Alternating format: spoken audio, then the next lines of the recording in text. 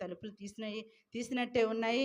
లోపల ఉన్నటువంటి వారిద్దరు ఎవరు బయటికి రాలేదు, పనులకు వెళ్ళలేదు, పనులు చేసుకుంటలేదు అని చెప్పేసి వాళ్ళు వచ్చి ఎంతసేపు గట్టిగా పిలిచినా సరే ఒక్కళ్ళు కూడా కదలట్లేదంట, మెదలట్లేదంట. చచ్చిపోయిన శవాల వల్లే వారు బిగుసుకుపోయి అలాగే మంచాల మీద పండుకున్నారంట. వాళ్ళందరూ అనుకున్నారంట, మనం ఇంతగా కేకలేస్తున్నా పలకట్లేదని అంటే ఇద్దరు ఒకేసారి దేవుని సన్నిధికి వెళ్ళిపోయారేమో, చచ్చిపోయారేమో అని చెప్పి వాళ్ళ కోసం 2 పాడెలను తీసుకొచ్చారంట. ఇళ్ళ పక్కోళ్ళు ఏం చేశారంట, 2 పాడెలను తీసుకొచ్చి ఇంటి ముందు ఆ పాడెలను ఏర్పాటు చేసి వాళ్ళని కాల్చటానికి అని చెప్పి ఆ పాడెలను సిద్ధపరుస్తున్నారంట. సిద్ధపరుస్తున్నటువంటి ఆ సమయంలోనైనా వాళ్ళు మాట్లాడుకుంటున్నారు, వినపడుతున్నారు.